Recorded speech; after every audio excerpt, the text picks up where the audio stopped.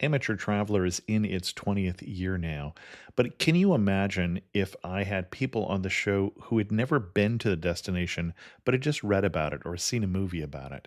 That wouldn't make any sense at all, and you wouldn't listen. We all know how important it is to receive advice from people who know a destination to get the most authentic local experience.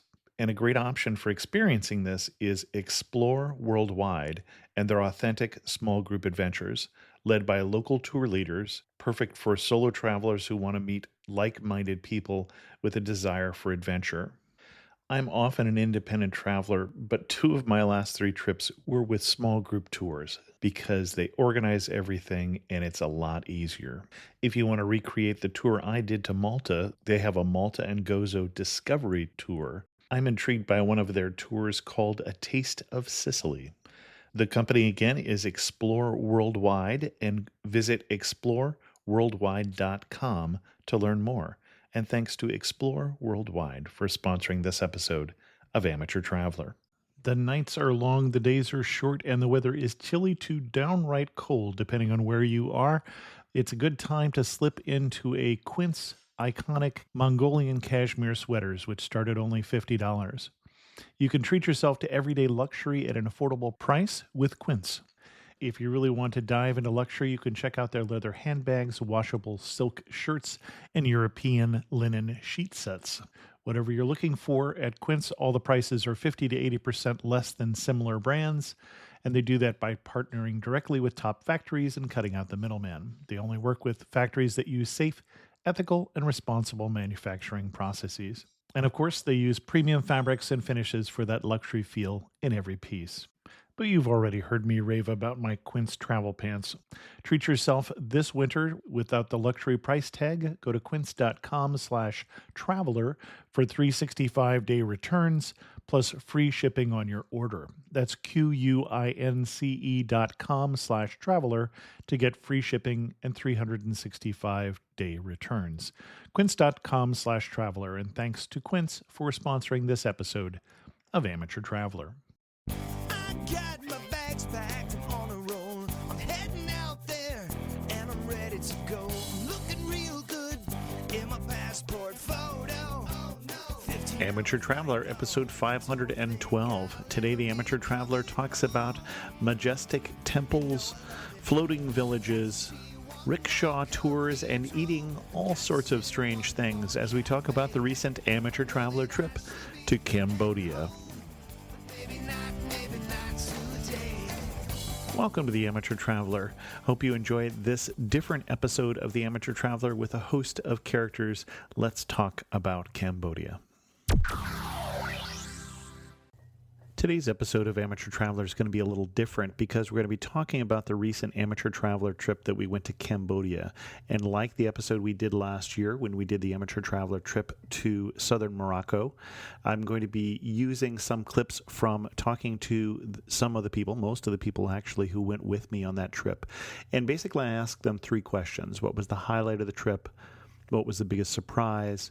And what kind of warning would you give? We're going to cut their answers in and amongst some other explanation in terms of where we went. And just to give you a broad overview, it was a trip to Cambodia, but we started in Ho Chi Minh City, or Saigon, and then went overland to Cambodia, to Phnom Penh, up to Siem Reap and Angkor Wat, and then down to Battambang, also in Cambodia, and then finished the trip in Bangkok in Thailand. And before I talk about the trip, I should say that my wife did not go with me on the trip, and she didn't go because she doesn't have a real desire to go to Southeast Asia because she pictures it as being hot, humid, and chaotic. And it turns out that she is right. Now, we happen to enjoy the trip, but this is what Rob and Aaron were saying about the traffic just starting even in Ho Chi Minh City. Crossing the streets, particularly in Vietnam and Cambodia, is not for the faint of heart. That's a definite warning. When we first got there, for the first couple of days we were there with our son, who typically, as most 12-year-olds, he just kind of walks around with his head in the clouds. I was super nervous for the first couple of days because it was, you've really got to be vigilant to not have a problem. But you just step out in the street and you just go. You go. you pay attention. When you have a split second, you better take it. I had been warned so much about that, especially in Vietnam, that it was actually easier than I was expecting. It was easier. Yeah. Watching people do it seemed really scary, but doing it myself, you just have to step out in the traffic and just you just do it. And it's not as scary as it looks. It was really building up the nerve. And once you did it, you're like, okay, not so bad. But initially, it seems insane to try to attempt that. And just for sake of time, I'm going to skip over the story how, while we were still in Vietnam, Rob captured a purse snatcher while he was out on his run. But we want to talk about, we did this as a land trip, and it was interesting to see how different the three countries are. And here's Sarah talking about that. I think the biggest surprise for me was how distinct the three countries were from each other. How much of a difference there was between Vietnam. You definitely had the leftover communist feel where the buildings had that architecture and just the way everybody got around. And then we go over the border to Cambodia and it's almost immediately different. Everything is far more agricultural. But at the same time, there are all of these massive temples everywhere with just incredibly ornate architecture on them, just scattered throughout the fields. And then crossing again into Thailand, it was much more modern, bustling city. Well, even before we got to the city, now you're on 4-lane highway with trucks and a variety of crops instead of just going past rice field after rice field after rice field after rice field. Yeah. Yeah, it was interesting. Especially doing that part by land. You noticed it a lot more than I thought you would. Cool. Yeah, especially just how sudden the change was. You cross the border and pretty much immediately everything was different. The other thing we should say is we came at the end of the dry season. If we had gone in the rainy season, when we crossed over the border into Thailand, we would have seen very green rice fields, but instead we saw very brown rice fields and very dusty.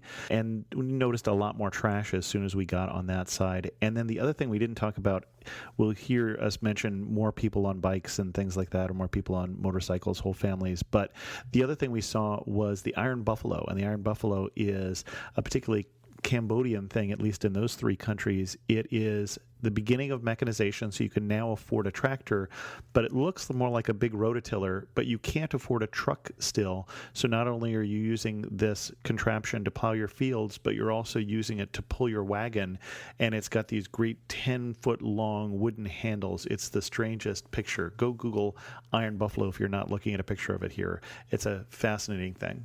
Brian was struck by something different that we saw along the roadside in Cambodia.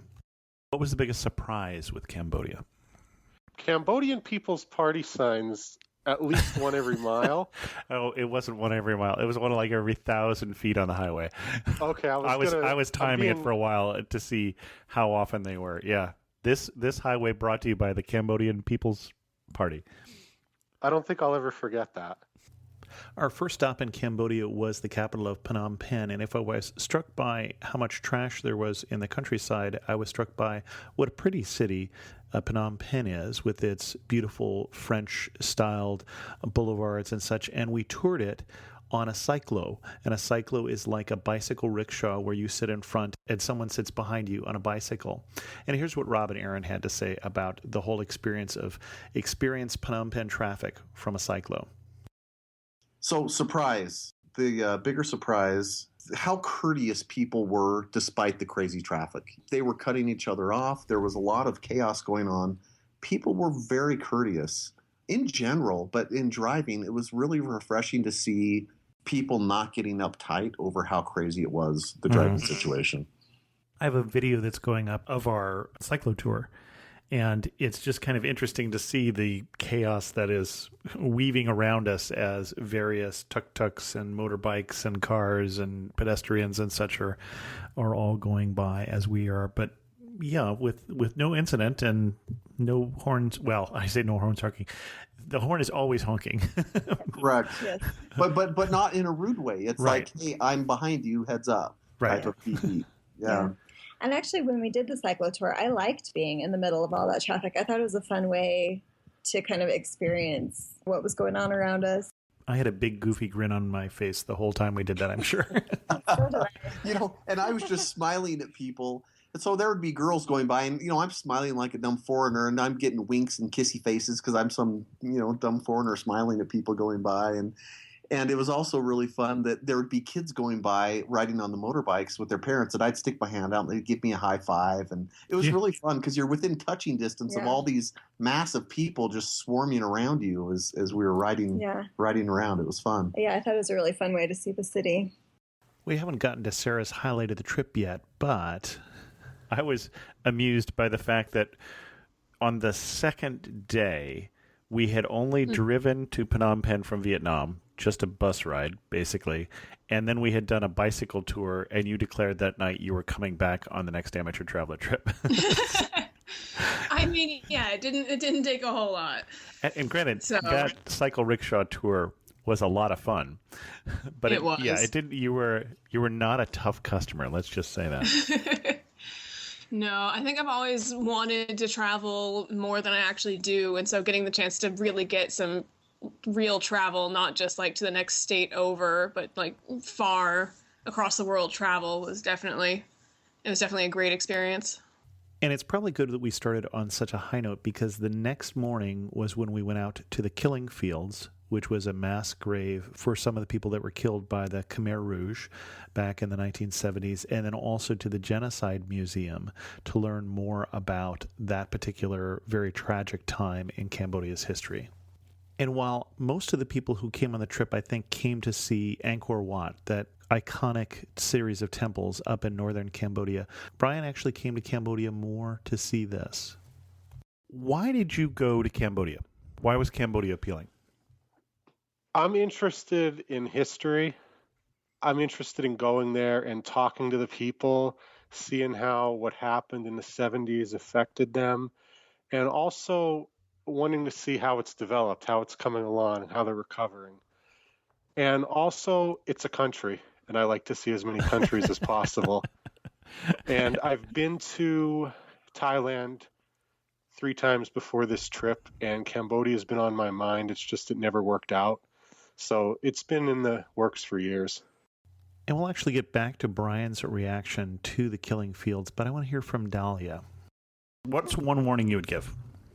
The first warning is, being that Cambodia, and especially Phnom Penh, was the seat of the ruling power of the Khmer Rouge, you'll get a lot of history about the Khmer Rouge when you go there. So the only warning that I would give is just prepare yourself to feel a little somber, maybe a little sad, even though objectively you're going to go and hear stories about suffering and death and persecution. And it has a very dark history. But when we went to the Genocide Museum, the Tulsing, I actually felt a very visceral discomfort when I was there. I mean, it kind of took over. It's not because of the stories that you hear necessarily, but it was very much the way the museum was preserved was like an immersion experience. I felt like I was immersed. And if I let my imagination go on me, there was definitely a visceral discomfort. So just be prepared for the stories. But this is really one way to get a window into the psyche, I think, of the people there.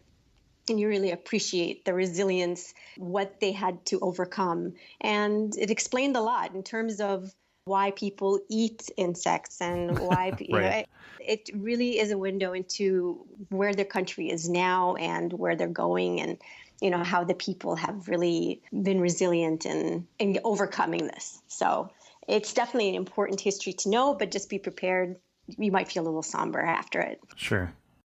And to put this in context, when you're at the killing fields, you're seeing a memorial stupa that is basically filled with skulls and other bones from the victims, hundreds of victims. They were killing about 300 people a day just in this one killing field, and there were about 300 in the country, killed about a quarter of the population between the Khmer Rouge and the Civil War.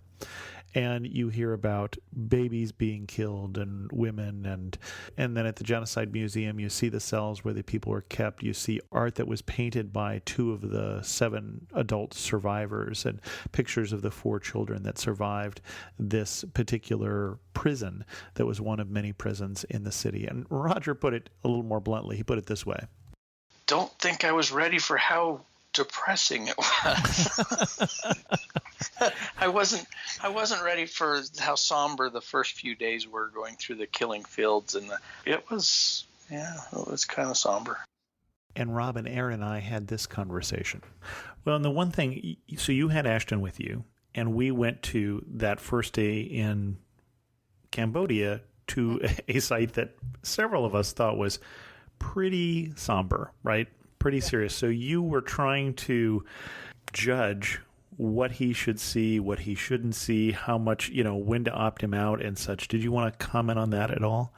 I know he was probably the only one who opted out of the Museum of Genocide before I did. I think I was the next one who went, okay, I get the idea. We played it by ear with him. Mm-hmm. If he felt like he was doing okay, then it's important for him to see that and to learn and be sensitive to that and have some perspective. But you also have to remember that he's a child and there's some sensitivities there. Yeah, when we were at the museum, we just kept going in room after room. Well, were there for the first part, but in every room there's a picture of like a body. And the pictures were kind of grainy, but you could still see what was going on. And I think, after a few of those, I just thought, he really doesn't need to see any more of this. And he was kind of upset at that point because when we went to the killing fields, there was some detail there that was upsetting to him, it was upsetting to everybody. But just after a few of the rooms, we just decided to sit and wait. Fine, that was enough. I mean, like Rob said, it's important for him to know what happened. But when you're 12, you don't need to know every detail. And we went and sat by Chanta on the bench. And he told us the story about his grandfather getting killed by the Khmer Rouge. And he told us how his dad was a soldier and he would come home like once a month to see the family. And then one month he just didn't come back. Yeah. So he was telling us the story of his family and how he was affected by what we were there learning about. And so to get that personal perspective, what's really scary is this happened all during our lifetimes. This wasn't like 70 or 80 years ago. This was like 30 years ago, which is particularly scary. Yeah, which was actually one of the biggest surprises to me because I had heard about all of that vaguely. Like I had a kind of a sense of what had happened, but to go there and to hear people's personal experiences and just to see how it had affected everybody, that was a surprise to me. I wrote about my experience at the killing fields, and the takeaway for me was you knew that it was going to be gruesome. I knew that would be hard, but then I thought we'd be done with it. Yeah. We'd go this in the morning and then we wouldn't have to worry about it for the rest of our stay there. And just, how naive that is, of course, when you lose a quarter of the population between the 4 years of the Khmer Rouge and then the Civil War after that, everybody was affected, every family. Yeah, sad. And then to wrap up this part of the discussion, I want to get back to Brian, because remember, this is the reason that he came. I'm thinking the one thing that affected you more than the trash was the whole Khmer Rouge story. And I think of all the people in the trip, you were probably more frustrated by how incomprehensible it was. It is, because it's closer to, like World War II was my grandparents and even, maybe my great-grandparents. The Cambodia thing, that happened a few years before I was born, and it's much closer. Like, you can meet people. Like, Philadelphia has a little Cambodia now. I don't know if it's been named yet, but even in Pennsylvania, for example, you meet Cambodians, and every one of them was affected by it. There was no people that weren't affected by it. I still can't wrap my head around what they were trying to accomplish and if they actually thought it would work. And you were the one who said to me, give it up, Brian. Nobody knows the answer. Well, I did. Well, when you talk about it, just the story for everybody else, I think particularly the whole part of, so the Khmer Rouge communists, they take over, and the first day they take over Phnom Penh, they capture the capital, they tell everybody they have to leave. Basically, they kick everybody out of the cities, and they're trying to return to an agrarian society, and they're feeding everybody on basically a ration that is causing people to starve to death, those people who even got the ration.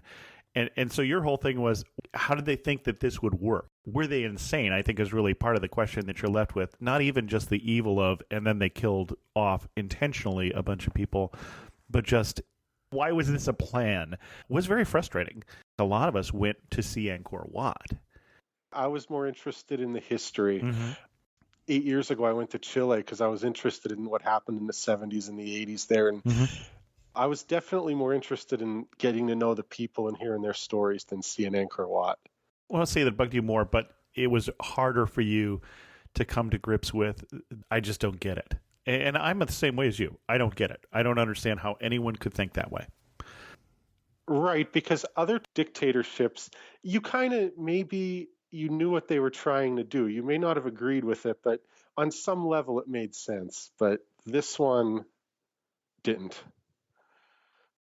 And again, that's just the morning of the second day. But it did take a lot of the emphasis there at the beginning of the trip. But we're going to move on because we did move on. We had a wonderful cruise on the river in Phnom Penh, a dinner cruise looking at the sunset. And then we drove up towards Siem Reap to see Angkor Wat. On the way, we stopped at an interesting spot called the Spider Market, which came up in the conversation when I asked Dahlia her highlight. Well, what was the highlight of the trip for you?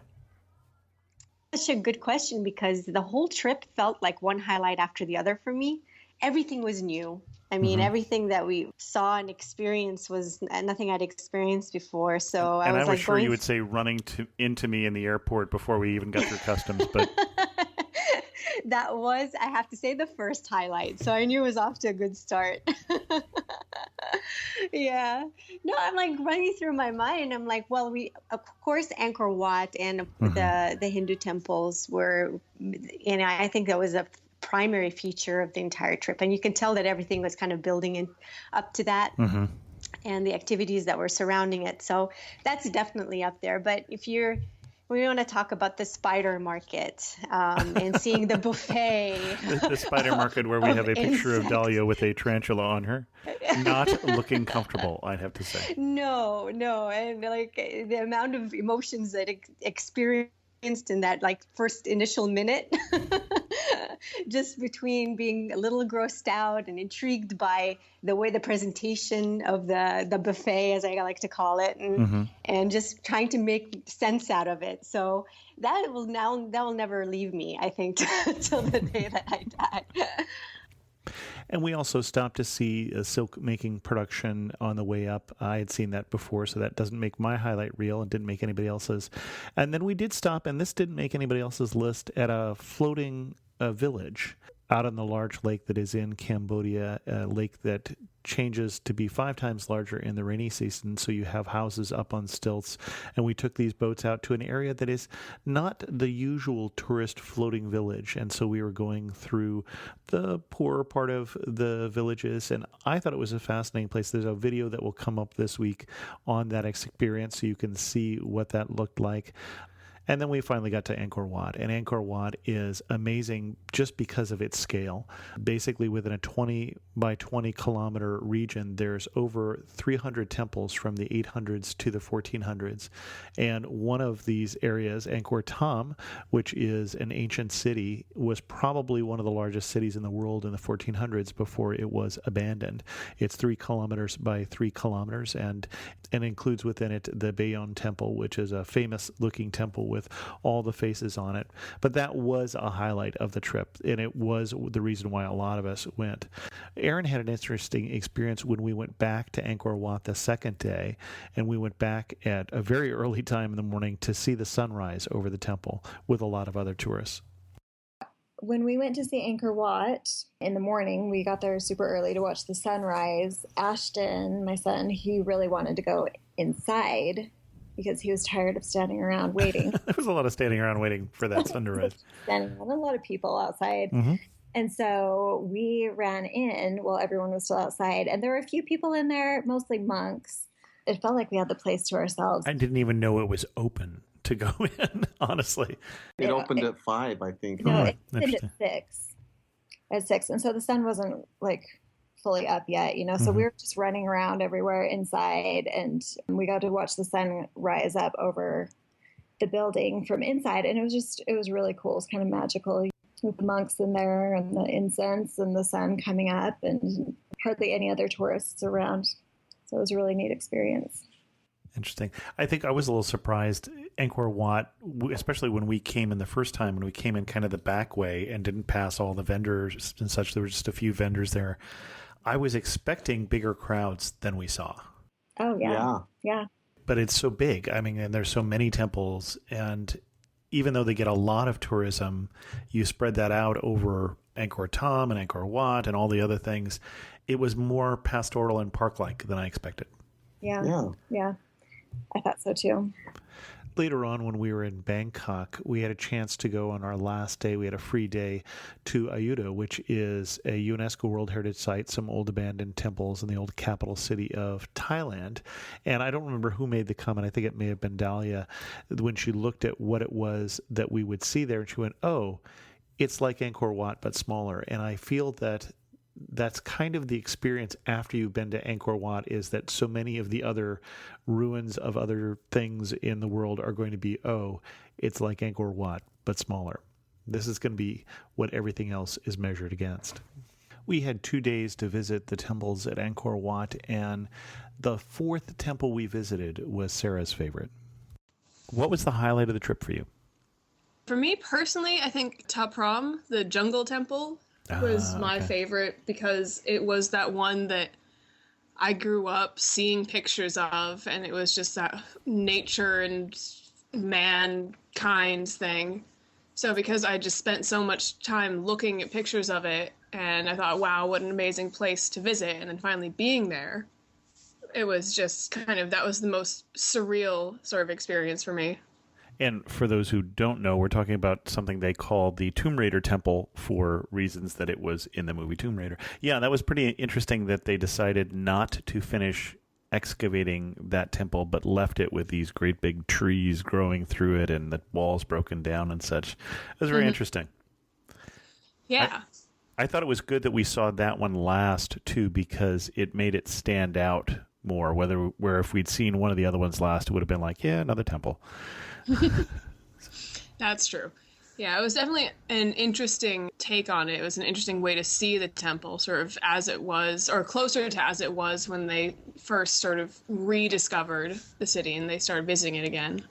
The other thing that a number of the people in the group had a chance to do, not me because I slept through it in part, was go out to a village with our guide, Chanta, who has a charity where they're digging wells in villages, because he grew up out in these rural kind of villages and they seldom have clean water. It was unusual that we didn't have an actual charity project that we visited for Intrepid on this trip. It's the first time I've been on an Intrepid trip where we didn't, but we did because of our guide who was involved in this. And this is what Dahlia had to say about that experience. I would have to say that I really, really enjoyed an outing that we did when we went out to the village and met some of the farmers there and their families, just meeting the people face to face and really, really getting to know them on a personal level. And that was really, really nice. That was really, really touching for me, because they've lived a hard life and they continue to live a hard life. But just to see, like, they're such beautiful people and so sweet. Any small thing really made them happy. I'll never forget that. I think that kind of made a mark on me. So if I ever think about Cambodia, like one of the first things that pop into my mind is that scene of me being with the kids and, with our friends that were with us on the tour, and just meeting them and bringing them treats and them being thrilled, to be around us and with us. So that was really fun.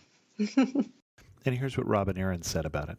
The family highlight, since we were there with Ashton, our son, who's 12, going to the village and participating in the water project that Chanta is involved with, and being able to be there and see the water fountain they'd installed to have fresh water for that village, which really affected hundreds of people. And then to meet a lot of those kids and to interact with them. And that was really a cool experience to see how, these people are on the verge of starvation and they don't even have access to clean water. And what blew me away is, they're still doing almost everything on an open fire. I mean, forget electricity.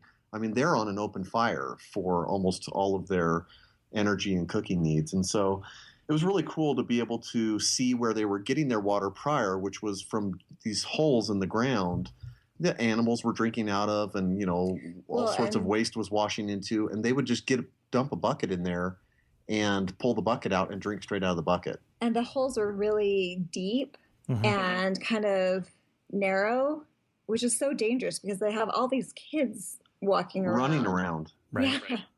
On the uneven ground, and the kids would go up and they'd put the bucket in. And As a mother, you were cringing. I was Correct. cringing. I was thinking, how many kids have fallen in this hole, and how do you get the kids out? You know.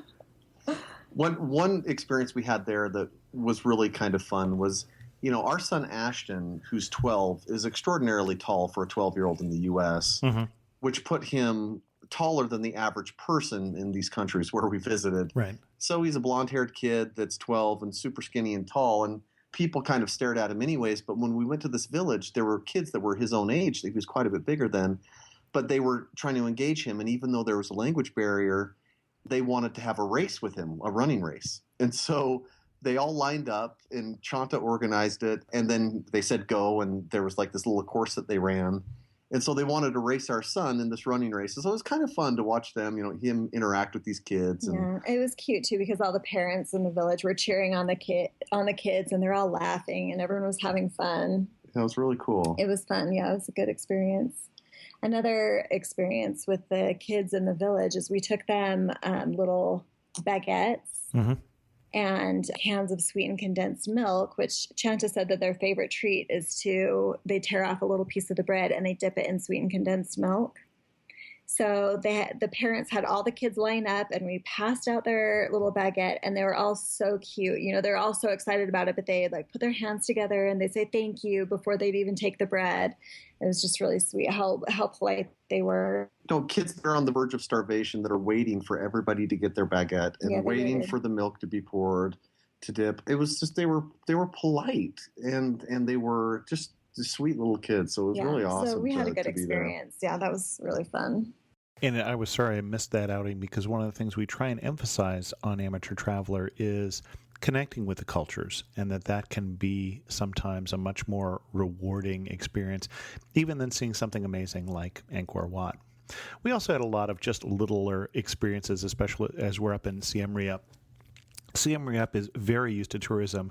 10 years ago, it had 5 hotels, and now it has 185 hotels. So quite ready for tourism. A fun city to just walk around or to just people watch, as Aaron and Rob found out. Another thing that I really liked was, and this was in Vietnam and Cambodia and less so in Thailand, but you would see so many people on one motorbike. So a little tiny motor scooter.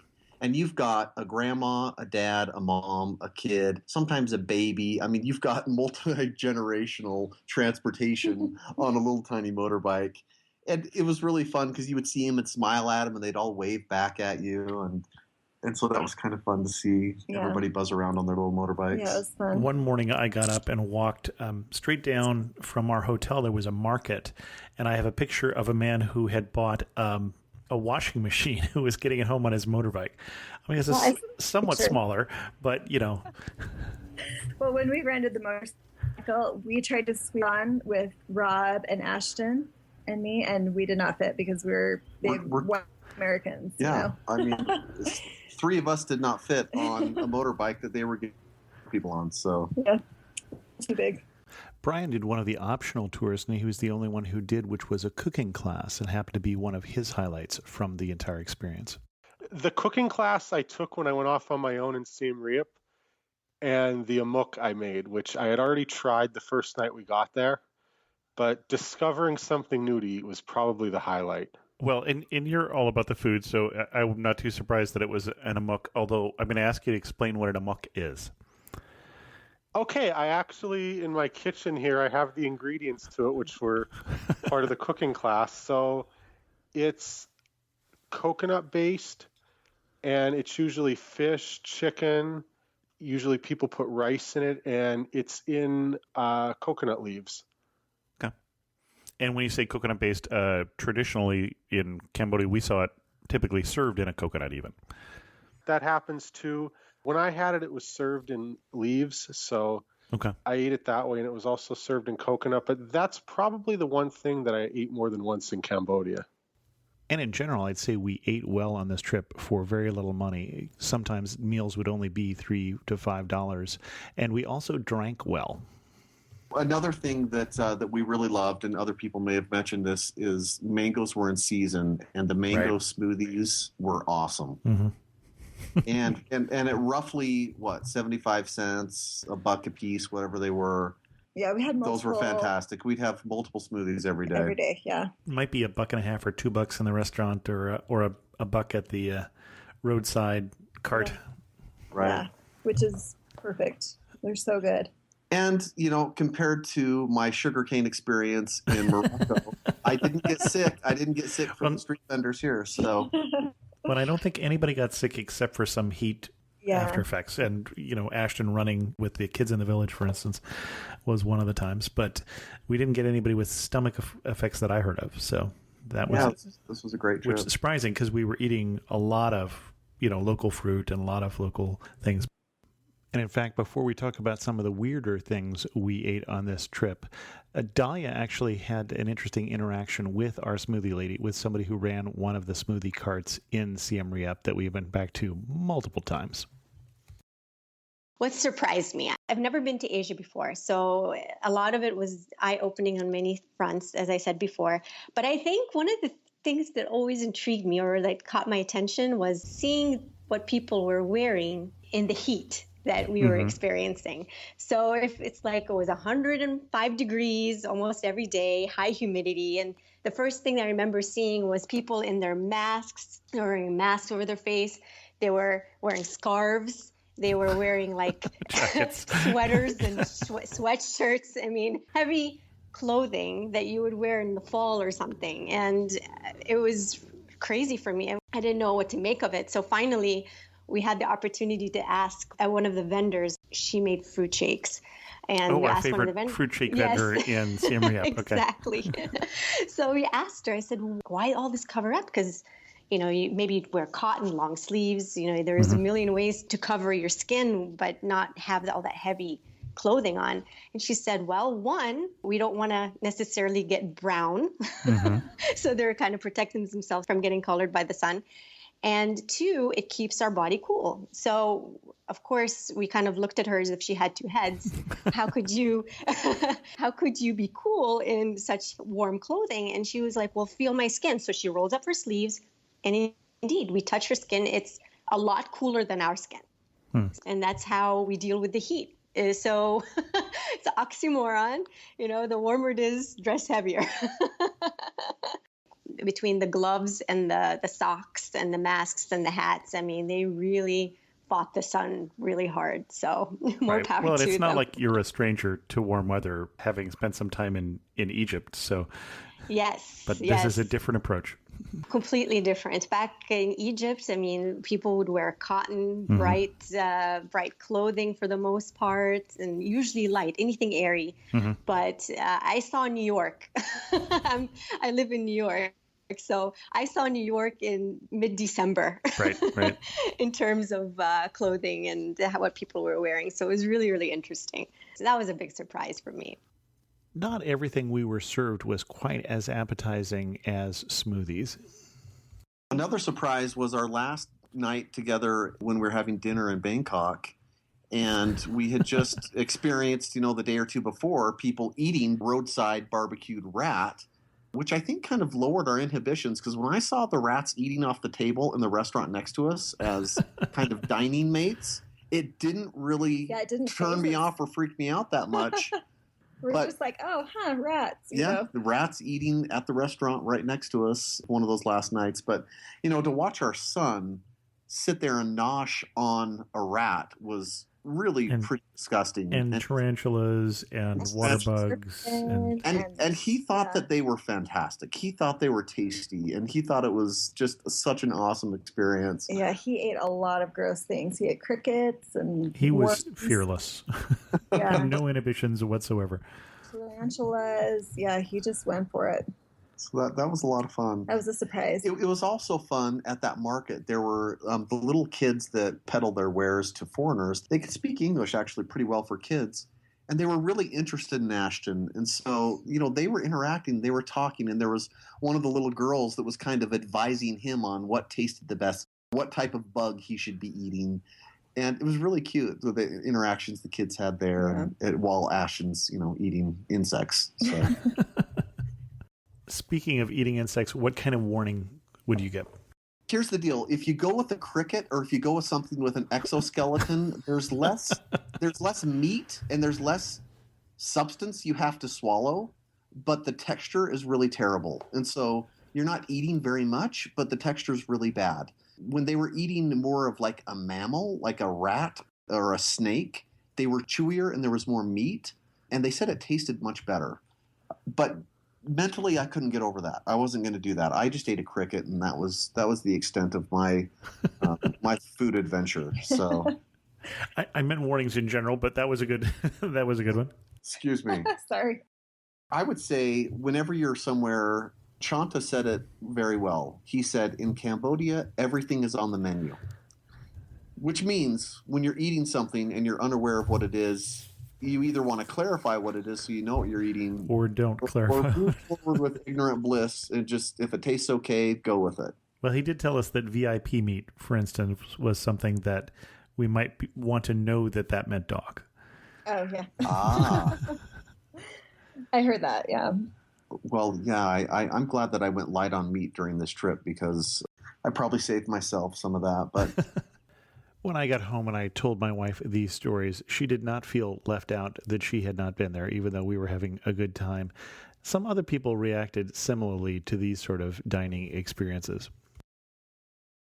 Now, there was a moment while you were eating rat, I believe, when I looked over at your wife, and she had a look on your face. She had a look on her face, and I said, Roger, she has a look on her face that says, we could have gone to Hawaii. And she turned to me, and she said one word. She said, Europe.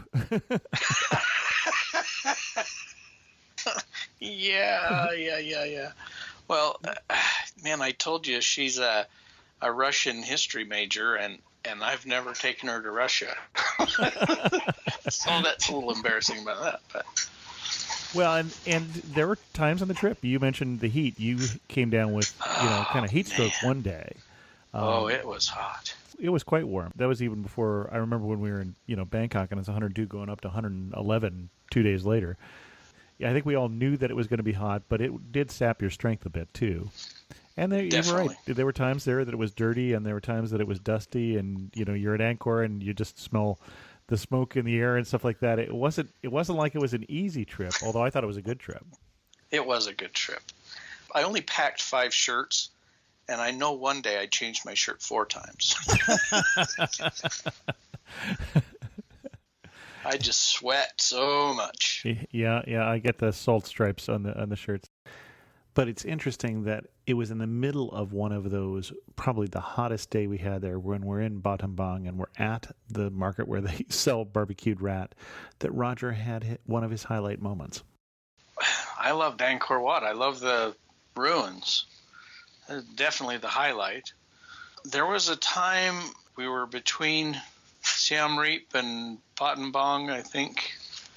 It was when we had the blowout on the tire. We stopped at the place where you could eat the rats or the snakes. That wasn't the highlight. But I laid down in one of those hammocks. It wasn't particularly beautiful there. It was hot. I wasn't that comfortable. But as I laid in that hammock down there and watched the people in the same area, I just kind of felt like I was getting a feel for what the typical Cambodian lived like. So that was probably one of the more interesting parts of the trip, I thought. And then later in Battambang, we did go to a bat cave at sunset, and we rode on the bamboo train, and it's hard to explain what that is without seeing it, but it's a small, I want to say, improvised railroad system that runs on the old tracks, these really light cars that almost look like they have go-kart motors. There'll be a video up soon that will give you some idea of what that's like. It was fun. And then went on to Thailand the next day. Most of us did a couple other days in Thailand. But as we go to wrap this up, here's some of the closing comments from people. Dahlia had this warning and practical tip. I was one of the lucky ones that brought some cash with me. And I know a lot of my friends who were with us on the tour were depending on ATMs. Now there are ATMs in every corner. I was that one. I was that guy. They've never failed me before. Yes. 4 in a row. So Gave Chris me would no come cash. back with stories about how he went to this ATM and this ATM and this ATM. So I would say, just if you're going to go visit Cambodia, I would definitely bring some cash. Well, unfortunately, U.S. currency, because they do take Yes. dollars. So it's not like it's that difficult to get. Like I couldn't have Exactly. gotten U.S. dollars at the ATM here, but yeah. Exactly. So, I was batting about 1/4 of the ATMs I went to gave me money. It was enough. 1/4 turned out to be enough, but without the stress, though. It was a little only bit of because stress. Roger loaned me $100 there for a while. Oh, there you go. And plus it was 40, it was 100 degrees outside. So like going from ATM to ATM, I'm sure that wasn't fun. Right, exactly. But you lucked out at the end. So that was good.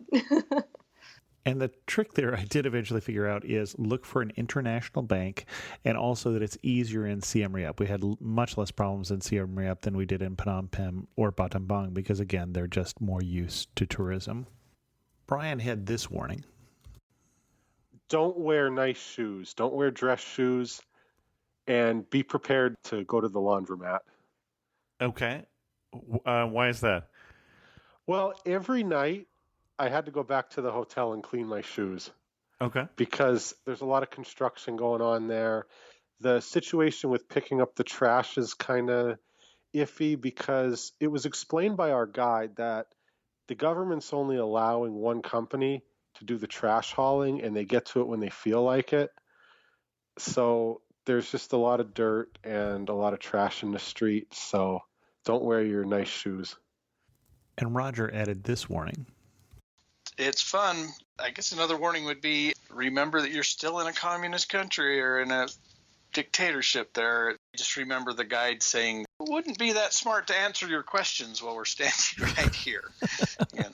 Sarah added this warning. Heat kills camera batteries. Oh, that's right. That's right. Bring a spare and keep your camera well insulated whenever you can, because it will die. It did come back, but there was a while there you thought you were not going to have a camera for the rest of the trip. It did come back after it had a chance to cool down a little bit. For a couple hours there, it was a little touch and go. Anything else that people should know before they go to Cambodia?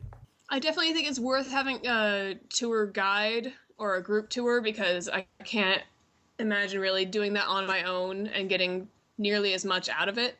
Mm-hmm. And it was really nice having that whole group camaraderie, and then also having people to take care of a lot of all of the fiddly stuff, so we could just sort of have fun. Well, and we have to say we did have a nice guide. We did. He was the best. And I didn't mention, we've talked about our guide a little bit in passing, but we really did have a wonderful guide. And we did this trip with Intrepid Travels. In fact, you can see the particular trip that we did by going to amateurtraveler.com/Cambodia-trip. In fact, if you want to book the trip from there, we'll actually get credit for it. So that'd be terrific. But it was a great trip. We would recommend it. But on every Intrepid trip I've done so far, we've had wonderful guides. So that for me was not surprising. And then we're going to give Brian the second to last word. Anything else you would tell people before they go to Cambodia? Go. Just don't expect it to be Thailand. Thailand is a little more developed. Cambodia really shows you what war does to a country. And then for the last words, I'm going to turn it over to Aaron and Rob. One thing that I would say is that going to Cambodia, it's not a particularly relaxing vacation. Because and you're not going there for pleasure. You're not going there for kind of a laid-back beach vacation. But it was meaningful to us on a lot of levels. Mm-hmm. A lot of the interactions we had with locals, the interactions we had with the tour guide, meeting real people. Just instead of being shuttled around, really talking to people. And learning the history. I think, there's a lot of history, the recent history and the history, like going to Angkor Wat and learning about that was really interesting. We really enjoyed it. And we've had 2 fantastic experiences now on these amateur traveler trips in Morocco and now here. And I like it because it's more authentic. Some of the traveling that we do, it's more of like a pleasure trip, or Sure, it's a little Me more, too. it's a little nicer. Do you know what I mean? It's nicer hotels. It's nicer accommodations. I like getting kind of in the grit of the local scene, and we definitely get that on these trips. So we've had fantastic experiences on both of the trips we've taken with you, which we've been really happy about. I don't think there's a lot more to say after that. There will be, all of my pictures are online, and there will be a link to those in the show notes. So if you want to check out all the pictures that were in the enhanced version of this, plus many, many more, take a look at that, and also put a link in there to the trip that we took in case you were interested after doing this.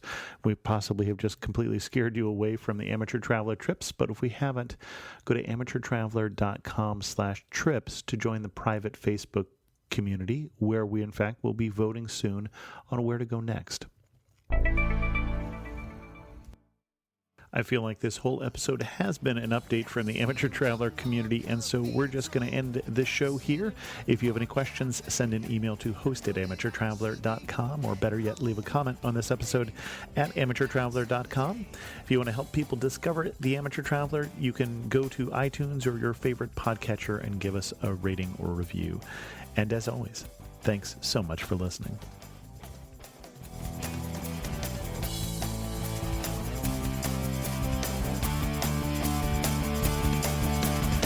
I got to see one more cathedral. I got to sit in one more cafe.